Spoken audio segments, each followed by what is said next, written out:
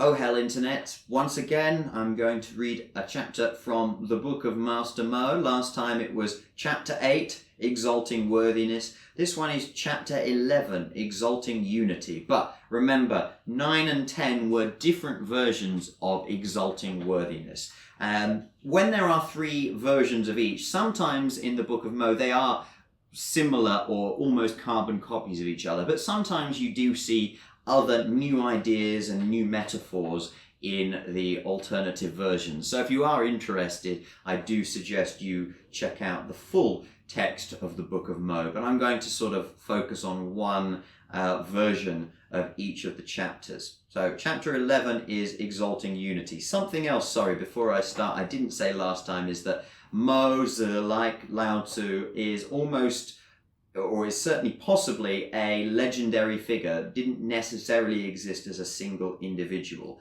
That is not fully known, and at this point we can probably never know for sure, much like in the case of Jesus in the West. And as we said, very likely he didn't write any of the Book of Master Mo himself, but in the sense that these are his teachings, that is why it still remains named that way, and why I will still sometimes refer to Master Mo, even though he wasn't necessarily a single real individual. So 11.1 of Exalting Unity. Master Mo spoke, saying, "Ancient times, when people first came into being, were times when there were as yet no laws or government. There was the saying, people have different principles. This meant that if there was one person, there was one principle. If there were 2 people, there were 2 principles. And if there were 10 people, then there were 10 principles. The more people there were, the more things there were that were spoken of as principles. It was a case of people affirming their own principles and condemning those of other people. The consequence of this was mutual condemnation. In this way, within a household, fathers and sons and older and younger brothers were resentful and hostile and separated and factious, and unable to reach agreement and accord with each other. Throughout the world, people all used water and fire and poisons and potions to injure and harm one another. As a result, those with strength to spare did not use it to help others in their work. Surplus goods rotted and decayed and were not used for mutual distribution, and good doctrines were hidden and obscured and were not used for mutual teaching. So the world was in a state of disorder comparable to that among birds and beasts. And that state comparable to birds and beasts is what Western philosophers might call the state of nature. Even though it does refer to households and family structures here, what Mo is essentially referring to is the state of nature, or the disorder of moral relativism. All this talk of principles is essentially worldviews or outlooks, which I imagine were somewhat simpler back in this time. But as this was the time before government, everyone had their own perspective. No one's perspective was raised up above anyone other's, so there was this kind of free-for-all. And Mo says that it was resentful and hostile, separated and factious. This sounds very similar to Hobbes' idea of man's life in the state of nature as being nasty, brutish and short. And equally, you could argue against that being the true case in a family, should we say tribal time, before agriculture and the state. But certainly that's what Mo is suggesting. 11.2. It is quite clear that what is taken as disorder in the world arises from the lack of government leaders. Therefore, the one who was most worthy and able in the world was selected and established as the Son of Heaven.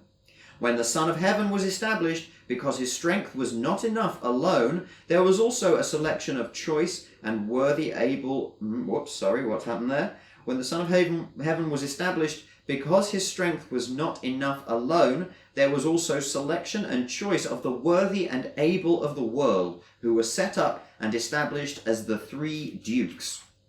When the Son of Heaven and the 3 dukes were established, because the world was vast and wide, and there were people of distant countries and different lands, the distinction between right and wrong, and between benefit and harm, could not be clearly understood by 1 or 2 people. There was therefore the division into many states, with the establishment of feudal lords and rulers of states. When feudal lords and rulers of states were established, because their strength was not enough alone, and there was also the choice and selection of the worthy and able of the states, and their establishment as government leaders. When the government leaders were all in place, and the Son of Heaven issued the decree to the people of the world, which said, on hearing of good or evil, all must inform their superior. What their superior takes to be right, all must take to be right. What the superior takes to be wrong, all must take to be wrong. So this is not the end of the section, but this is such a clearly authoritarian statement that I must sort of address it. The presupposition that Mo is making before he does this is that everyone in the power structure is virtuous and is yi. Otherwise, it all falls apart, which is clearly what we see happening for the most part. And obviously, the whole idea of trickle-down virtue is overly idealistic, especially as life and civilization has become more complicated. To continue, if those above have faults, admonish them and remonstrate with them. If those below do good, inquire about them and recommend them. Agreement with superiors, not agreement with inferiors, is what superiors reward and inferiors praise. If you hear of good or evil and don't inform your superiors, if what your superiors take to be right cannot be taken as right, and what your superiors take to be wrong cannot be taken as wrong, if superiors have faults and you don't admonish them or remonstrate with them, if those below are good and you don't inquire about them and recommend them, if those below align with each other and are unable to align with the superiors, this is what those above should punish and what the ordinary people should condemn. Those above took this as the basis for rewards and punishments, and they examined things very clearly to make their judgments reliable. So that was essentially a list. It was very, very densely put, just repeating these examples, and then only at the end saying this is what those above should praise and those above should punish, and what ordinary people should condemn, or vice versa. So again, the idea is not that superiors are superior and that is an end to it, although that is for the most part how Mo is telling the ordinary person to act. But he clearly says that if those above have faults, you should admonish them and remonstrate with them. So it's not like, blind followership is completely encouraged. However, for the most part, the statement, what the superior takes to be right, all must take to be right, can't be more clear than that, really, can it? So 11.3. And we're starting at the bottom and working up now, I think. This is why the village head was the most Ren man in the village. Ren is a kind of counterpart to Yi. Yi is this righteousness and justness. Ren is more compassionate, loving, kind, humane, and benevolent, the translation says here. So this is why the village head was the most Ren man of the village. It was the village head who brought administrative order to the people of the village, saying, when you hear of good or evil, you must inform your district head. What the district head takes to be right, all must take to be right. What the district head takes to be wrong, you must all take to be wrong. Do away with bad words and study the good words of the district head. Do away with bad actions and study the good actions of the district head. How then can there be said to be disorder in the district? How do we examine what it is that brings order to a district? It is only the district head that can make the principles of the district uniform. Again, interrupting the part there. The principles of the district becoming uniform is simply to say that all the different people, remember, one person, one principle, two persons, two principles, it's all the way up. And so Mo assumes that in a district of, say, 5,000 people, or however many, there are 5,000 principles, and that just can't work. That can't work as an organized polity if everyone is able to live according to precisely their principles. Thus, he says that the district head, who is above the village head, has to bring principles into unity. This is why Exalting Unity is the name of the chapter. It is, however, very authoritarian, and it will only become more so as we finish 11.3. This is how there is order in a district. The district head was the most ren man of the district. It was the district head who brought administrative order to the people of the district. When you hear of good or evil, you must inform the ruler of the state. What the ruler of the state takes to be right, you must all take to be right. What the ruler of the state takes to be wrong, you must all take to be wrong. Do away with bad words and study the good words of the ruler of the state. Do away with bad actions and study the good actions of the ruler of the state. How then can there be said to be disorder in the state? It sounds even worse because now we're specifically referencing the ruler of the state rather than the district head. And I think there's something interesting in that. When you talk about the village head as the most ren man of the village, the most compassionate, the most loving man of the village, that seems feasible. That seems realistic. That seems like, in a small community, people can genuinely kind of gather round one single person who all can agree. Everyone has their own principles, but we can rely on this person to create unity in the village.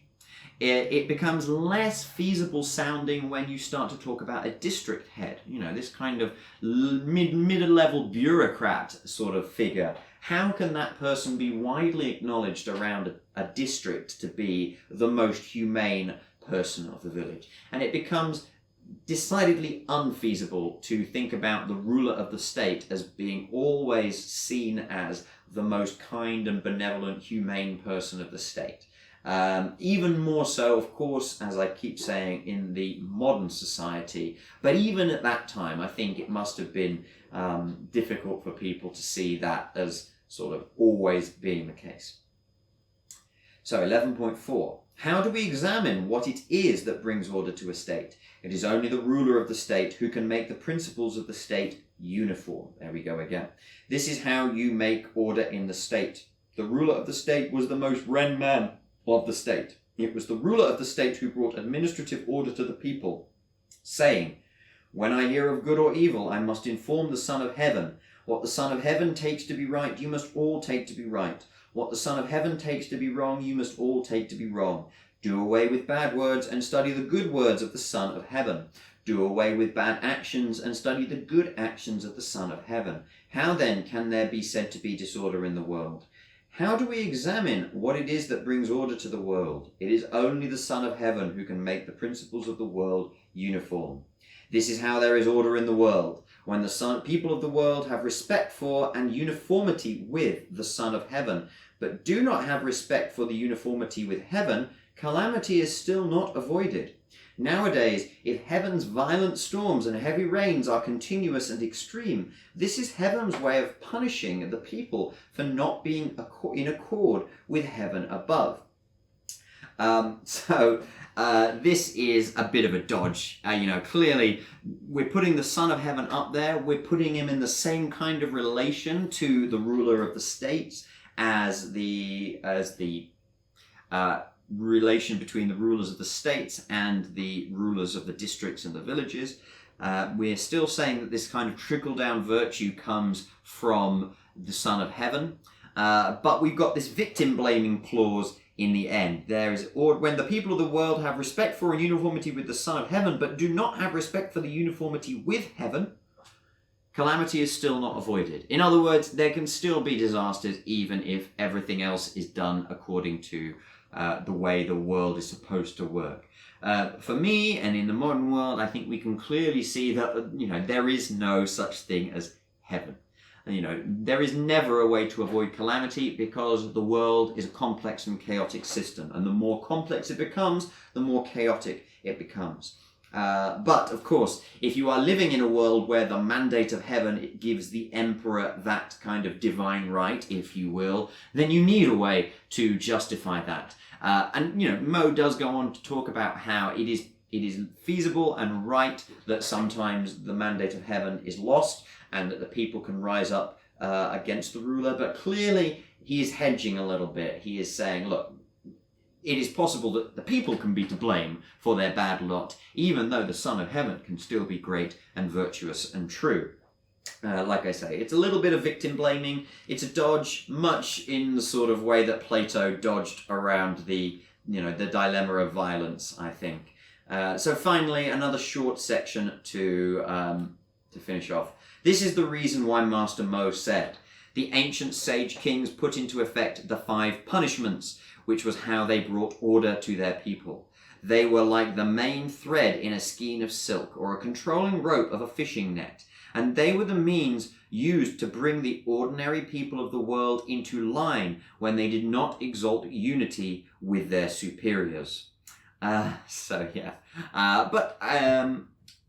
I'm going to sort of give a temporary pass on the authoritarian lingo and consider the idea of there being this sort of the controlling thread or in a skein, or the controlling thread of a fishing net, which, is a very clear and grounded example. And that is essentially all the sorts of examples that were most potent in ancient philosophy. It's the same, I think, in the dialogues of Plato, when Socrates makes his most compelling to much more sort of down-to-earth examples. And I'm in favour of that simply because that's how you make philosophy accessible to the masses. And I don't like referring to most people in a state as the masses. It does sound elitist, even to me. But at the end of the day, that is how the state functions for the most part. Not everyone can be a member of the rulership of the state, which is essentially the problem that Exalting Unity is trying to address. Now, the very strict way in which they have addressed it in the Book of Mo and also in Confucianist and legalist ideas is not necessarily one that I would agree with, even in that time.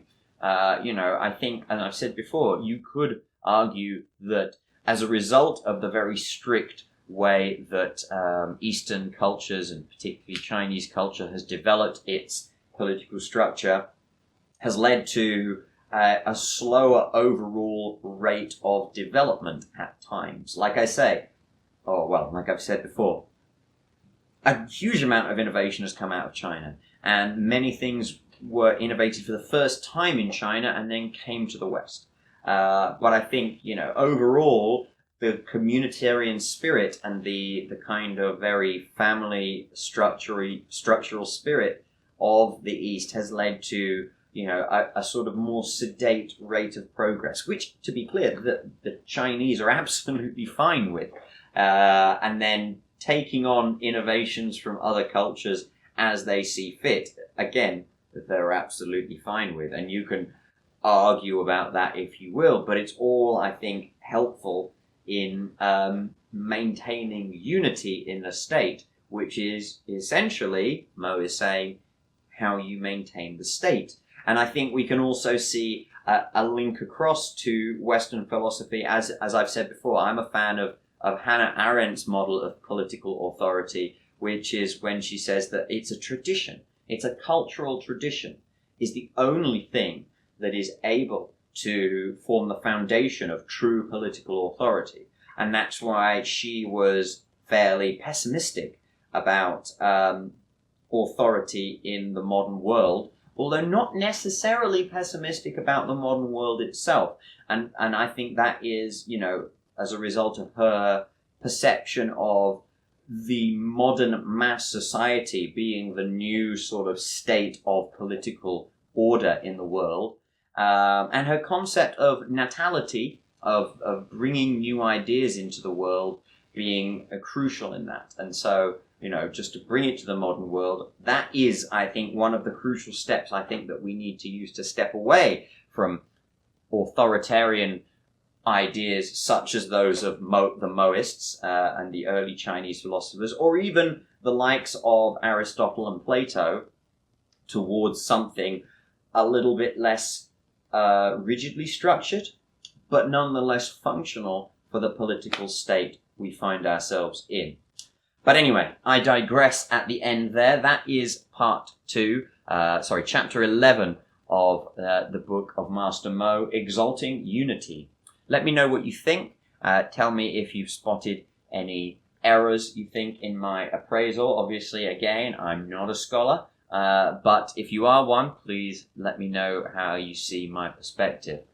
Thanks for watching. Bye for now.